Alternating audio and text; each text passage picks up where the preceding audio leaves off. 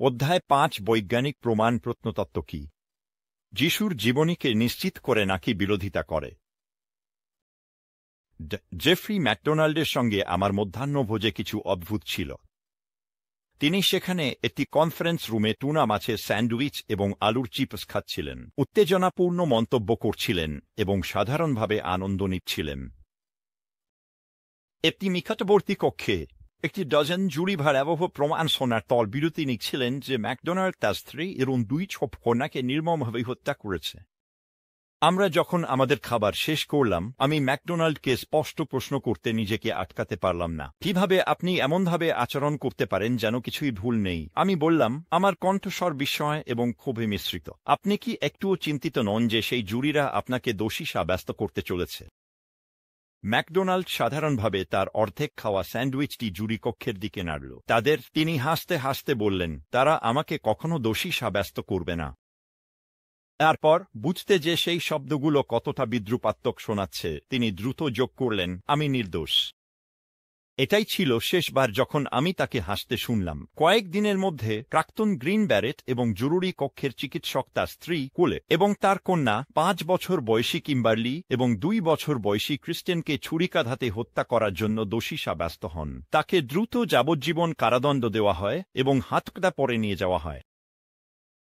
McDonald, যার গল্পটি জো ম্যাকগিনিসের bestseller এবং টিভি মুভি ফেটাল ভিশনে দক্ষতার সাথে বর্ণনা করা হয়েছে, এত আত্মবিশ্বাসী ছিল যে তার অ্যালিবি তাকে হত্যার দায় থেকে মুক্তি দেবে। তিনি তদন্তকারীদের বলেছিলেন যে তিনি সোফায় ঘুমাচ্ছিলেন যখন মাদকাসক্ত হিপিরা মধ্যরাতে তাকে জাগিয়ে তোলে। তিনি বলেছিলেন যে তিনি তাদের প্রতিহত করার চেষ্টা করেছিলেন, ছুরিকাঘাত এবং অচেতন হয়ে পড়েন। যখন তিনি জাগলেন, তিনি তার পরিবারকে হত্যা করা অবস্থায় পেলেন। শুরুর থেকেই গোয়েন্দারা সন্দেহজনক ছিলেন। লিভিং রুমে জীবন মৃত্যুর সংগ্রামের খুব কম চিহ্ন ছিল। ম্যাকডোনাল্ডের আঘাতগুলো ছিল অগভীর। যদিও তার দৃষ্টিশক্তি খারাপ ছিল, তবুও তিনি সামহাও তার আক্রমণকারীদের বিস্তারিত বর্ণনা দিতে সক্ষম হয়েছিলেন, যদিও তিনি চশমা পরেননি। তবে কেবল সন্দেহী দোষী সাব্যস্ত করতে পারে না, এর জন্য কঠোর প্রমাণের প্রয়োজন। ম্যাকডোনাল্ডের ক্ষেত্রে গোয়েন্দারা তার মিথ্যার জাল উন্মোচন করতে এবং তাকে হত্যার জন্য দোষী সাব্যস্ত করতে বৈজ্ঞানিক প্রমাণের উপর নির্ভর করেছিলেন। আদালতে সাধারণত ব্যবহৃত বৈজ্ঞানিক প্রমাণের একটি বিস্তৃত বৈচিত্র্য রয়েছে, যা ডিএনএ টাইপিং থেকে ফরেনসিক অ্যানথ্রোপোলজি এবং টক্সিকোলজির মধ্যে বিস্তৃত। ম্যাকডোনাল্ডের ক্ষেত্রে এটি ছিল সেরোলজি, রক্তের প্রমাণ এবং ট্রেস প্রমাণ, যা তাকে কারাগারে পাঠিয়েছিল। একটি অসাধারণ এবং প্রসিকিউটরদের জন্য সৌভাগ্যজনক কনসারেন্সে ম্যাকডোনাল্ডের পরিবারের প্রতিটি সদস্যের রক্তের টাইপ আলাদা ছিল। রক্তের দাগ কোথায় পাওয়া গেছে তা বিশ্লেষণ করে তদন্তকারীরা সেই মর্মান্তিক সন্ধ্যার ঘটনাগুলির ক্রম পুনর্গঠন করতে সক্ষম হয়েছিল এবং এটি ম্যাকডোনাল্ডের ঘটনার বর্ণনার সরাসরি বিরোধিতা করেছিল। বিভিন্ন স্থানে ছড়িয়ে থাকা ছোট নীল পায়জামার সুতোগুলোর বৈজ্ঞানিক গবেষণাও তার অ্যালিবিকে খণ্ডন করেছে এবং মাইক্রোস্কোপিক বিশ্লেষণ দেখিয়েছে যে তার পায়জামায় যে ছিদ্রগুলি ছিল তা বাড়িতে প্রবেশকারী দস্যুদের দ্বারা ব্যবহৃত বরফের পিক দ্বারা তৈরি করা সম্ভব নয়, যেমনটি তিনি দাবি করেছিলেন। সংক্ষেপে, ম্যাকডোনাল্ডের দণ্ডের পিছনে আসলে সাদা ল্যাব কোট পরা এফবিআই প্রযুক্তিরা ছিল। বৈজ্ঞানিক প্রমাণগুলি প্রশ্নে গুরুত্বপূর্ণ অবদান রাখতে পারে যে নতুন নিয়মের যিশুর বিবরণগুলি সঠিক কিনা। যদিও সেরোলজি এবং টক্সিকোলজি এই বিষয়ে কোনো আলোকপাত করতে সক্ষম নয়, তবে আরেকটি বৈজ্ঞানিক প্রমাণের শ্রেণী প্রত্নতত্ত্বের শৃঙ্খলা বশপেলের নির্ভরযোগ্যতার উপর বড় প্রভাব ফেলে। কখনো কখনো স্থায়ী আবর্জনার অধ্যয়ন বলা হয় প্রত্নতত্ত্বে প্রাচীন সংস্কৃতির শিল্পকর্ম, স্থাপত্য শিল্প, মুদ্রা, স্মৃতিস্তম্ভ, নথি এবং অন্যান্য অবশেষগুলি আবিষ্কারের কাজ অন্তর্ভুক্ত। বিশেষজ্ঞরা এই অবশেষগুলি অধ্যয়ন করেন যাতে তারা জানতে পারেন যিশু প্রাচীন প্যালেস্টাইনের ধূলিময় রাস্তায় হাঁটার সময় জীবন কেমন ছিল। প্রথম শতকের শত শত প্রত্নতাত্ত্বিক আবিষ্কার উন্মোচিত হয়েছে এবং আমি জানতে চেয়েছিলাম এগুলি কি যিশুর সাক্ষী কাহিনীগুলিকে দুর্বল করে নাকি শক্তিশালী করে। একই সময়ে আমার কৌতূহল সন্দেহের দ্বারা প্রশমিত হয়েছিল। আমি অনেক খ্রিস্টানকে শুনেছি যারা অতিরিক্ত দাবি করে যে প্রত্নতত্ত্ব আসলে যা প্রমাণ করতে পারে তার চেয়ে অনেক বেশি প্রমাণ করতে পারে। আমি একই ধরনের আরও কিছুতে আগ্রহী ছিলাম না।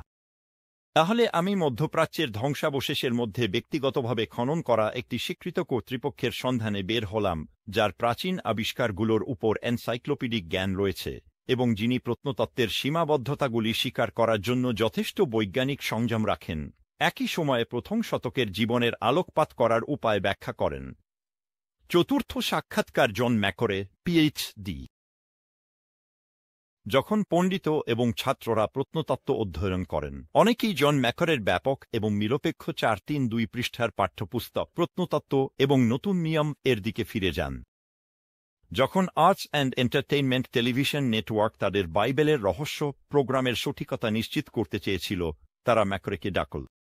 এবং যখন ন্যাশনাল জিওগ্রাফিক একটি বিজ্ঞানীকে প্রয়োজনীয়তা অনুভব করল যিনি বাইবেলিকাল বিশ্বের জটিলতাগুলি ব্যাখ্যা করতে পারেন, তখন শিকাগোর উপশহরের সম্মানিত উইটন কলেজে ম্যাকরের অফিসে ফোন বেজে উঠল।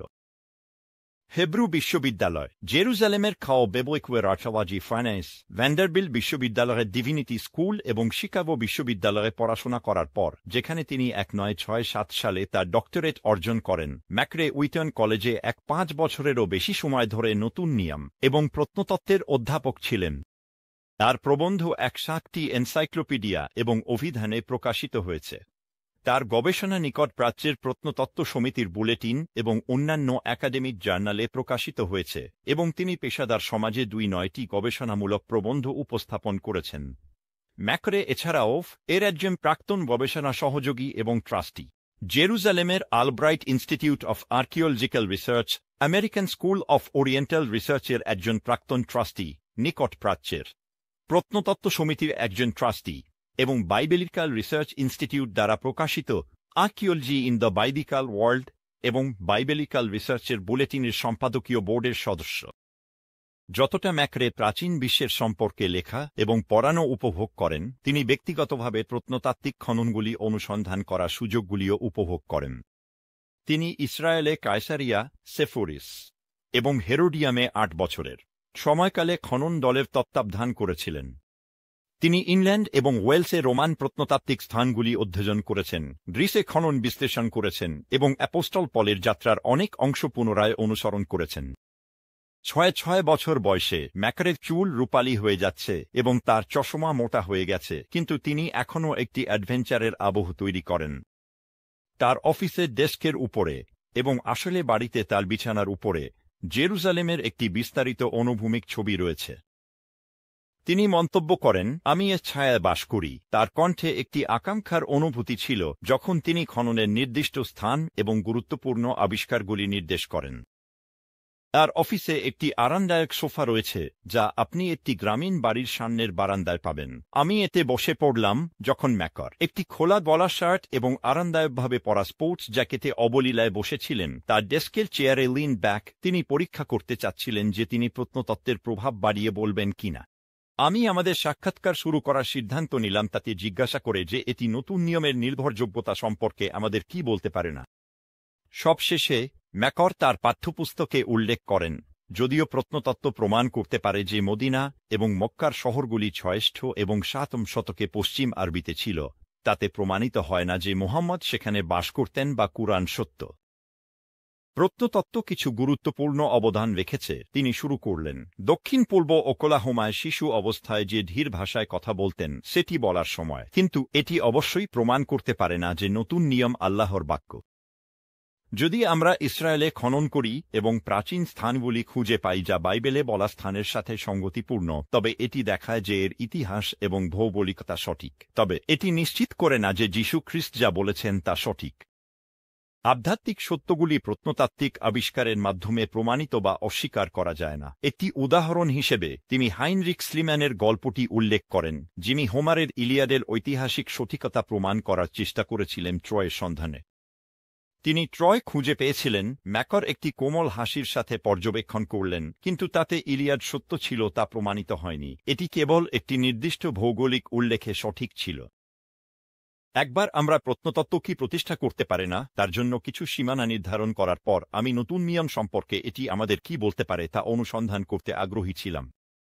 আমি একটি পর্যবেক্ষণ দিয়ে এই বিষয়টি শুরু করার সিদ্ধান্ত নিয়েছিলাম, যা আমার আইনগত পটভূমির সাথে একটি অনুসন্ধানী সাংবাদিক হিসেবে আমার অভিজ্ঞতা থেকে উদ্ভূত হয়েছে।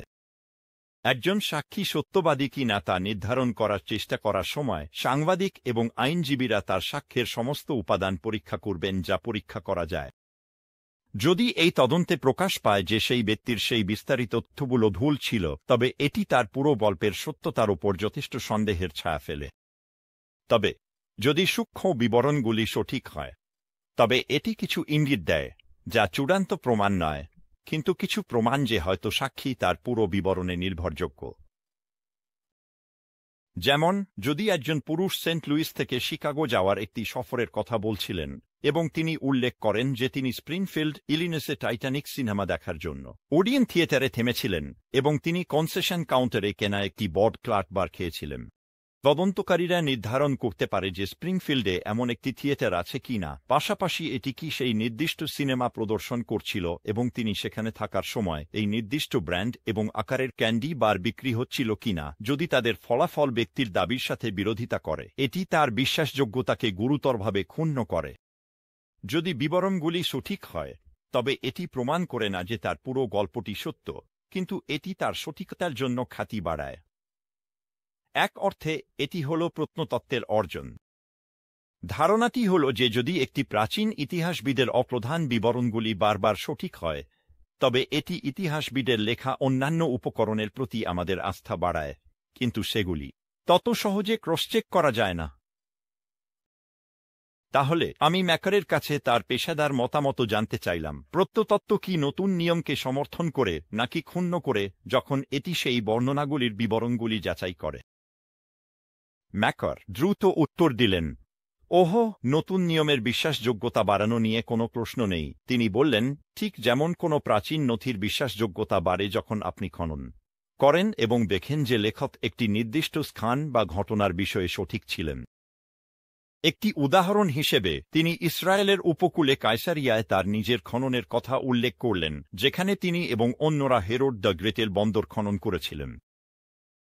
দীর্ঘ সময় ধরে মানুষ প্রথম শতাব্দীর ইতিহাসবিদ যিশুর একটি বিবৃতির বৈধতা নিয়ে প্রশ্ন তুলেছিল যে এই বন্দরটি পিরেউসের মতো বড়, যা অ্যাথেন্সের একটি প্রধান বন্দর।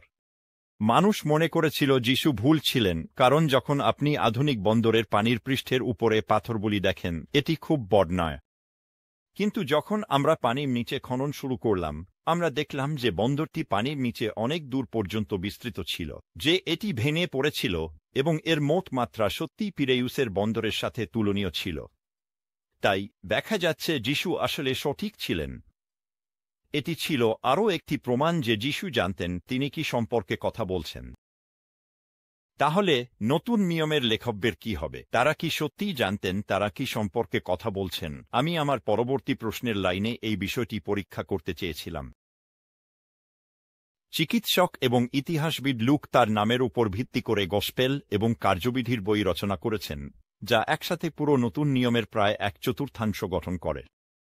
অতএব একটি গুরুত্বপূর্ণ বিষয় হল লুক কি একজন ইতিহাসবিদ ছিলেন যাকে সঠিক তথ্য পাওয়ার জন্য বিশ্বাস করা যায়।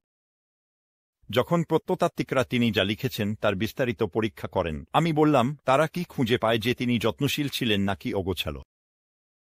উদার এবং রক্ষণশীল উভয় পণ্ডিতদের সাধারণ মতামত হল লুক একজন ইতিহাসবিদ হিসেবে খুব সঠিক। ম্যাকরে উত্তর দিলেন, তিনি জ্ঞানী, তিনি বাগ্মী, তার গ্রিক ভাষা ক্লাসিক্যাল গুণমানের কাছাকাছি, তিনি একজন শিক্ষিত মানুষের মতো লেখেন, এবং প্রত্নতাত্ত্বিক আবিষ্কারগুলি বারবার দেখাচ্ছে যে লুক যা বলছেন তাতে তিনি সঠিক। বাস্তবিক তিনি যোগ করেন, এমন বেশ কয়েকটি উদাহরণ রয়েছে যা বন্দরের গল্পের মতো, যেখানে পণ্ডিতরা মনে করেছিলেন যে লুক একটি নির্দিষ্ট উল্লেখে ভুল ছিলেন, কিন্তু পরে আবিষ্কারগুলি নিশ্চিত করেছে যে তিনি যা লিখেছেন তাতে তিনি সঠিক। উদাহরণস্বরূপ লুক 3:1 তিনি লিসিনিয়াসকে প্রায় খ্রিস্টাব্দে আবিলেনের টেট্রার্ক হিসেবে উল্লেখ করেন। 2-7 বছরের পর বছর পণ্ডিতরা এটিকে প্রমাণ হিসেবে দেখিয়েছেন যে লুক জানতেন না তিনি কি বলছেন, যেহেতু সবাই জানত যে লিসিনিয়াস একজন টেট্রার্ক ছিলেন না, বরং আধা শতাব্দী আগে চালকিসের শাসক ছিলেন। যদি লুক সেই মৌলিক তথ্যটি সঠিকভাবে না জানেন, তারা পরামর্শ দিয়েছিলেন, তাহলে তিনি যা লিখেছেন তা বিশ্বাসযোগ্য নয়। ঠিক তখনই প্রত্নতত্ত্ব প্রবেশ করল। পরে তিবেরিয়াসের সময়কাল থেকে একটি খোদাই পাওয়া যায়, খ্রিস্টাব্দ থেকে 1-4 থেকে 3-7, যা লুকের লেখা অনুযায়ী আবোলা দামেস্কের কাছে লিসিনিয়াসকে টেট্রার্ক হিসেবে উল্লেখ করে ম্যাকরে ব্যাখ্যা করেন। এটি প্রমাণিত হয়েছিল যে লিসিনিয়াস নামে দুটি সরকারি কর্মকর্তা ছিলেন। আবারও লুককে সম্পূর্ণ সঠিক হিসেবে প্রমাণিত করা হয়েছিল। আরেকটি উদাহরণ হল লুকের উল্লেখ 1:7-6 পরিত্যাগদের সম্পর্কে, যা এনআইভি দ্বারা থেসালোনিকার শহরের কর্মকর্তাদের হিসেবে অনুবাদ করা হয়েছে।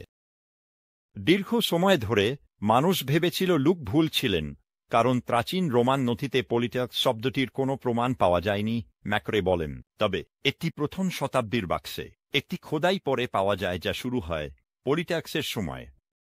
আপনি ব্রিটিশ মিউজিয়ামে যেতে পারেন এবং এটি নিজে দেখতে পারেন, এবং তারপর হঠাৎ করে প্রত্নতাত্ত্বিকরা 3-5টিরও বেশি খোদাই খুঁজে পেয়েছেন যা পলিট্যাক্সের উল্লেখ করে। এর মধ্যে কয়েকটি থেসালোনিকায় লুক যে সময়ের কথা বলছিলেন সেই সময়ের। আবারও সমালোচকরা ভুল ছিলেন এবং লুককে সঠিক হিসেবে প্রমাণিত করা হয়েছিল। একটি আপত্তি আমার মনে এলো। হ্যাঁ, কিন্তু তার গসপেলে লুক বলেছেন যে যিশু যখন অন্ধ মানুষ বার্টিমায়াসকে সুস্থ করেছিলেন তখন তিনি জেরিকোতে প্রবেশ করছিলেন, যখন মার্ক বলেছেন তিনি জেরিকো থেকে বের হচ্ছিলেন। এটি কি একটি স্পষ্ট বিরোধিতা নয় যা নতুন নিয়মের নির্ভরযোগ্যতার উপর সন্দেহ সৃষ্টি করে? ম্যাকরে আমার প্রশ্নের সরলতায় আহত হননি। একদমই না, তার উত্তর এল। এটি শুধুমাত্র একটি বিরোধিতা মনে হচ্ছে কারণ আপনি আধুনিক দৃষ্টিকোণ থেকে ভাবছেন, যেখানে শহরগুলি নির্মিত হয় এবং স্থির থাকে। কিন্তু অনেক আগে এটি এমন ছিল না। জেরিকো প্রাচীন সময়ে অন্তত 4টি ভিন্ন স্থানে ছিল, যা 1/4 মাইল পর্যন্ত দূরে ছিল। শহরটি ধ্বংস হয়ে অন্য একটি জল সরবরাহের কাছে বা নতুন রাস্তার কাছে বা একটি পর্বতের কাছে পুনর্বসিত হয়েছিল। মূল কথা হল, আপনি একটি স্থানে জেরিকো ছিল যেখানে থেকে বের হচ্ছেন এবং অন্য একটি স্থানে যাচ্ছেন, যেমন শিকাগোর উপশহরের এক অংশ থেকে অন্য অংশে যাওয়া। আপনি যা বলছেন তা হল লুক এবং মার্ক উভয়ই সঠিক হতে পারে। আমি জিজ্ঞেস করলাম, ঠিক তাই, যিশু একসময় জেরিকোর একটি এলাকা থেকে বেরিয়ে অন্য একটি এলাকায় যেতে পারতেন। পুনরায় প্রত্নতত্ত্ব লুকের প্রতি আরেকটি চ্যালেঞ্জের উত্তর দিয়েছে, এবং যেহেতু নতুন নিয়মের একটি বড় অংশ তার দ্বারা লেখা, এটি অত্যন্ত গুরুত্বপূর্ণ যে লুককে একটি অত্যন্ত সঠিক ইতিহাসবিদ হিসেবে প্রতিষ্ঠিত করা হয়েছে, এমনকি সবচেয়ে ছোট বিবরণেও। একজন বিশিষ্ট প্রত্নতাত্ত্বিক লুকের 2টি দেশ, 4টি শহর এবং 9টি দ্বীপের উল্লেখগুলি সতর্কতার সাথে পরীক্ষা করেছেন, এবং একটি ভুলও পাননি। এখন আসুন মূল কথায় আসি। যদি লুক তার ঐতিহাসিক প্রতিবেদনে এতটাই যত্নশীলভাবে সঠিক হন, তাহলে বিষয়টির উপর একটি বই বলেছে, আমরা কোন যৌক্তিক ভিত্তিতে ধরে নিতে পারি যে তিনি আরও গুরুত্বপূর্ণ বিষয়গুলির প্রতিবেদনে বিশ্বাসী বা অযথা সঠিক ছিলেন, যা কেবল তার জন্য নয়, অন্যদের জন্য। যেমন বিষয়গুলি যিশুর পুনরুত্থান, যা তার দেবত্বের সবচেয়ে প্রভাবশালী প্রমাণ, যা লুক বলেছেন অনেক বিশ্বাসযোগ্য প্রমাণ দ্বারা দৃঢ়ভাবে প্রতিষ্ঠিত হয়েছে। কার্য 1:3 প্রত্নতত্ত্ব লুকের বিশ্বাসযোগ্যতাকে সমর্থন করতে পারে, কিন্তু তিনি নতুন নিয়মের একমাত্র লেখক নন। আমি ভাবছিলাম বিজ্ঞানীরা জন সম্পর্কে কি বলবেন, যার গসপেল কখনো কখনো সন্দেহজনক মনে করা হয় কারণ তিনি এমন স্থানগুলির কথা বলেছেন যা যাচাই করা যায়নি। কিছু পণ্ডিত অভিযোগ করেন যে যেহেতু তিনি এই মৌলিক বিবরণগুলি সঠিকভাবে জানাতে ব্যর্থ হয়েছেন, জন যিশুর জীবনের ঘটনাগুলির কাছে ছিলেন না। তবে সাম্প্রতিক বছরগুলিতে সেই সিদ্ধান্তটি উল্টে গেছে। বেশ কয়েকটি আবিষ্কার হয়েছে যা জনকে খুব সঠিক প্রমাণ করেছে, ম্যাকরে উল্লেখ করেছেন। যেমন জন 5:1-1:5 রেকর্ড করে কিভাবে যিশু বেতেসদার পুকুরে একজন অক্ষমকে সুস্থ করেছিলেন। জন এই বিবরণটি দেয় যে পুকুরটির 5টি পৌটিকো ছিল। একটি দীর্ঘ সময় ধরে মানুষ এটিকে জনের অযথার্থতার উদাহরণ হিসেবে উল্লেখ করেছিল কারণ এমন কোনো স্থান পাওয়া যায়নি। কিন্তু সাম্প্রতিক সময়ে বেতেসদার পুকুরটি খনন করা হয়েছে। এটি সম্ভবত 4 ফুট মাটির নিচে অবস্থিত, এবং সত্যি সেখানে 5টি পৌটিকো ছিল, যা কলোনেডেড পোচ বা পথের অর্থ, ঠিক যেমন জন বর্ণনা করেছিলেন।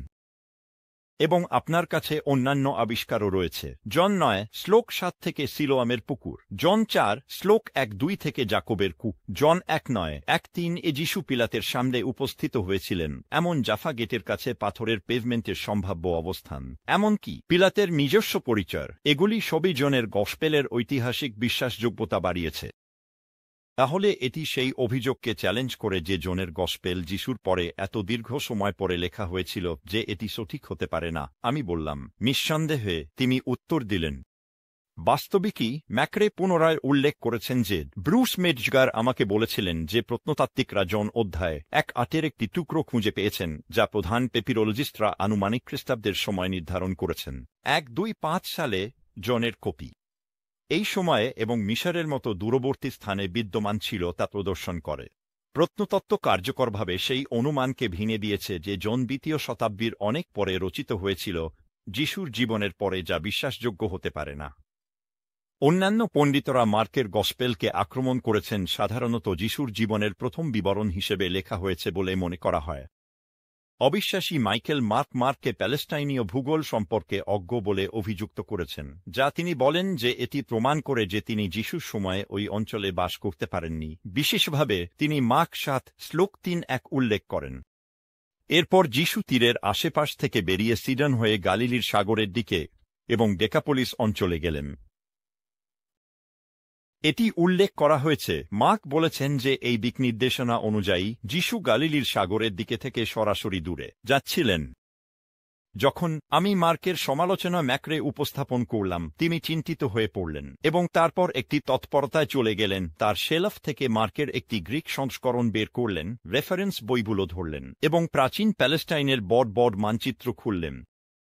এই সমালোচকরা যা মনে করছেন তা হল যিশু তার গাড়িতে চড়ে আন্তঃরাজ্য সড়কে দ্রুত চলছেন, কিন্তু তিনি স্পষ্টতই তা করেননি। তিনি বললেন, মূল ভাষায় পাঠ্যটি পড়া, অঞ্চলের পর্বতশ্রেণী এবং সম্ভাব্য সড়কগুলিকে বিবেচনায় নিয়ে এবং ডেকাপোলিসের ব্যবহারকে 10টি শহরের একটি সম্মিলন হিসেবে সময় সময় পরিবর্তিত হওয়া বিবেচনা করে ম্যাক্রে মানচিত্রে একটি যৌক্তিক পথ চিহ্নিত করলেন যা মার্কের বর্ণনার সাথে সঠিকভাবে মিলে যায়। যখন সবকিছু সঠিক প্রেক্ষাপটে রাখা হয়, তিনি উপসংহারে আসেন, মার্কের বর্ণনায় কোনো সমস্যা নেই। পুনরায় প্রত্নতাত্ত্বিক অন্তর্দৃষ্টি নতুন নিয়মে প্রথমে একটি জটিল বিষয় বোঝাতে সাহায্য করেছে। আমি ম্যাক্রেকে সে সম্পর্কে একটি বিস্তৃত প্রশ্ন করেছিলাম, তিনি কি কখনো কোনো